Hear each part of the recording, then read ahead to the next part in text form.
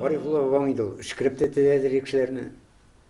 Көріптен итер, мына бірсінің мен шуына, бірінің шайтан табына басқанды шешкен әйбірлер, гнойлар еттен, ите, ішкіріп шуны тереткен бір нені, Қариболла деген бір кішіні. Анасың бірәу келеді ағаны, малай жоғала. Тек Камчаткада қойдыр шунда, Япон жағында қойдыр ішейді. Ете, малай қыз исен дей, тіге бейіңе.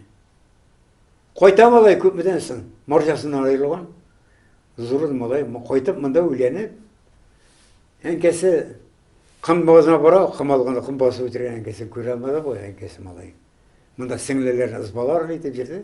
Таки шо қойты міне оның не бар етігі, сәрет.